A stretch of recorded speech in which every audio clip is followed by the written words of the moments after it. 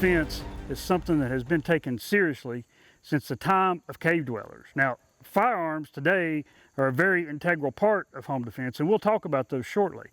But a true practical home defense plan should be much like it is with a castle. It should start by defining perimeters and creating obstacles that an intruder must negotiate. There are a few very simple but effective deterrents to home invasion. A fence creates a visual and physical barrier that any intruder is going to have to negotiate. They can't get to your house until they get through the fence. A dog, any kind of dog that will bark, serves as a great deterrent for a criminal.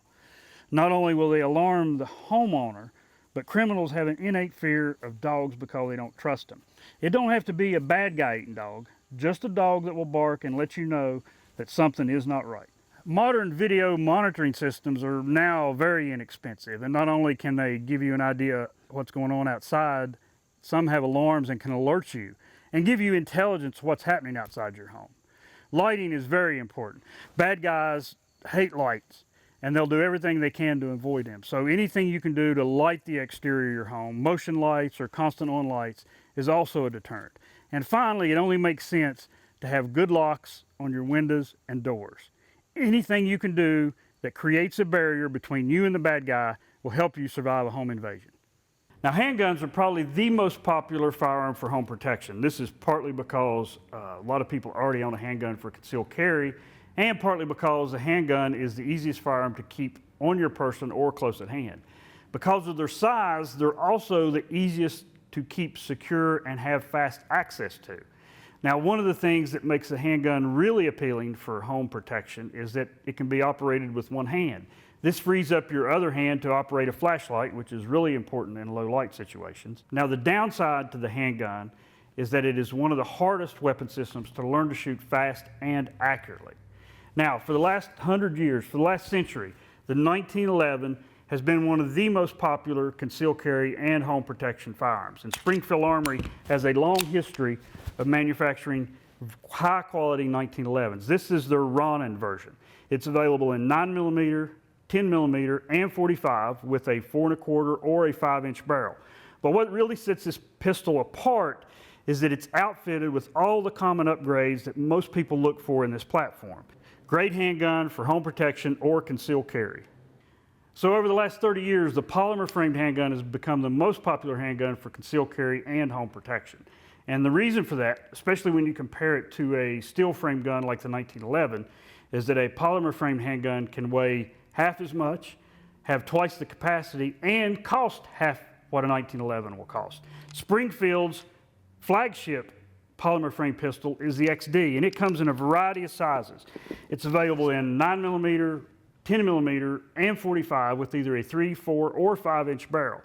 And these guns, out of the box, are ideally adapted for home defense or concealed carry. You can start right here by looking at the steel rugged 3-dot sight system. It also has an accessory rail which allows you to mount a weapon light. We mentioned flashlights when we were talking about the 1911. With this accessory rail, you can keep both hands on the handgun while you're engaging a target. The other thing that's pretty neat about the XD line of pistols is that the magazine release is ambidextrous. These are very accurate, very reliable pistols, and they're very rugged. And if you like the grip safety that comes on a 1911, all XD pistols are outfitted with the grip safety, which gives you that added little bit of safety so that you know you have to have your hand on this handgun before it will go off. Now, what has become the most popular self-defense and home protection handgun of our time is the micro compact 9mm. And Springfield's Hellcat is a very small, very compact, and high capacity 9mm. But one of the things that it has that a lot of other handguns this size don't have is it can come from the factory, the Wasp version, with a reflex sight. Now, you may ask, why would I want a reflex sight on a defensive handgun, especially one that has great U-notch rear sight and a tritium front sight? Well, here's the thing. For almost anyone learning to shoot a handgun, the micro reflex sight with the red dot is much easier to learn. It allows you to keep both eyes open. You only have to focus on one sight plane. You put the dot on the target, and you don't have to have the 3 sight planes of the target, the front sight, and the rear sight to deal with. The other thing that's kind of unique and often overlooked when it comes to reflex sights is if you have to wear corrective lenses, let's say you wear contacts or wear glasses and you're roused in the middle of the night and have to quickly access your handgun, if you can't access your corrective eyewear, how are you going to see the sights to engage the target? Well, that's the beautiful thing about a micro reflex sight like on this Hellcat. You won't need your corrective eyewear. Put the dot on the target and pull the trigger. These guns are amazingly small, wonderful for concealed carry, and have a very high capacity. You can see why this type of handgun has become the most popular gun for concealed carry, and it will also work for home protection. Now, a lot of people are going to tell you that the ideal home defense weapon is a shotgun, and they base that on the ability of the shotgun to stop bad guys. And from that aspect, that's probably true. However, there's some downsides to the shotgun. One is it's kind of a heavy weapon, and it's a two-handed weapon. To operate a shotgun, ideally, it's going to take both hands.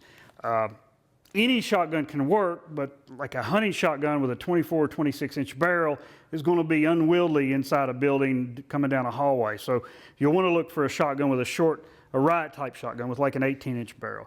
Also, hunting shotguns tend to have just a bead sight, and more tactical riot shotguns will have an aperture rear and a post front sight that's easier to see, especially in low light.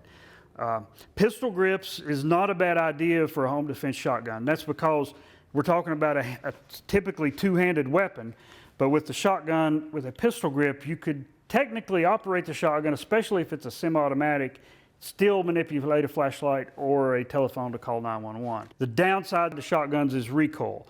A lot of people will find it very intimidating, and the other downside is capacity. Almost every shotgun has low 4, 5, 6 shot capacity. So when thinking about a shotgun for home defense, keep those things in mind, and remember, unless you live alone, you may not be the only one that has to use this weapon system. They can be very effective for home defense, but they also have their drawbacks. Now, we've talked about handguns for home protection, and we've talked about shotguns, and maybe the answer is not just one. Sometimes, if you look at the big picture, you may need more than one firearm. But what I want to show you now is what may be the best ideal overall home defense firearm, and that is an AR-15. This is a Springfield Armory St. Victor. It's a standard AR-15 platform. A lot of people are very familiar with it, especially veterans. This rifle or carbine has a lot of features that are perfect for home protection, and I want to show them to you. To start with, it has an adjustable buttstock. This allows the carbine to work with almost any family member that may have to pick it up, whether they're short or tall. It also has backup iron sights, and the beauty of backup iron sights is if you're running a red dot or a battery-powered sight and it goes down, and you have backup iron sights that are co-witnessed, this gives you a redundant sight system. So if you're shooting the rifle and your red dot doesn't work, you can see through the red dot and still use the open sights. The other thing I really like about the St. Victor is it doesn't have a rail that extends all the way out the forearm. But the M-LOK system that's on the forward handguard on this St. Victor still allows you to attach a very important weapon light. So when it comes to selecting a firearm for home defense, one firearm may not be the answer. You might have a Springfield Armory Hellcat that you carry for concealed carry, but you want to supplement that for home defense with a shotgun or an AR-15. But if it comes to selecting a single dedicated firearm for home defense, you're going to be hard-pressed to find something better than an AR-15 like this Springfield Armory St. Victor. And the reason for that is when it comes to the ability to stop a fight, capacity, the ease of operation by any family member, and adaptability, the AR-15 platform is hard to beat for home defense. We've talked about a variety of firearms that you can use for home defense, and we've also discussed how much bad guys like to operate in low light situations. Now what we want to do is talk about something that brings both of those things together, and that's sights that you can see. Because if you cannot see the sights on your firearm, you'll not be able to hit your target. Hi-Vis has been making high quality, highly visible sights for almost 25 years.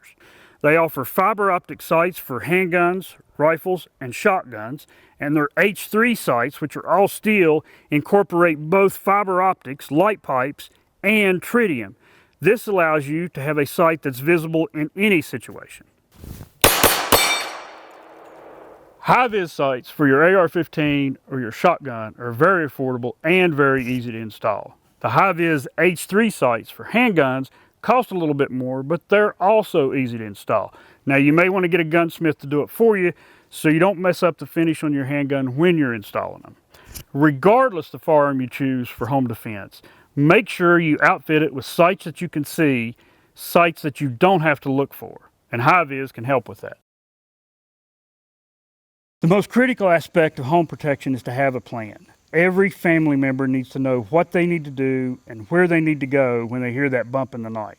Not only should you have a plan, it's something that you should talk to your family members about and practice, just like a fire drill, so that when it comes time, everybody knows how to perform their assigned job. You need to understand the difference in cover and concealment. In a stick-built home, walls and furniture can hide you, but they will not protect you from bullets. However, a full freezer, a hot water tank, or maybe a protected barrier can be used to protect you from bullets and provide you the cover you need. In summary, a good home protection plan requires several barriers that a bad guy must negotiate before he can get to you, such as a fence, a dog, good lighting, locks, video monitoring system, alarms. Then you should select a good firearm. Maybe you need multiple firearms. Remember, you may not be the only one in your household that needs to use the firearm. When you do get a good firearm, select good ammunition, store it securely with a good flashlight, and by all means, secure quality firearms training for anyone in your house that may use the firearm. Remember, your home, no matter how large or small, whether it's a single-wide trailer or a mansion in a gated community, it's your castle, and you need to defend it and its occupants like you're the king.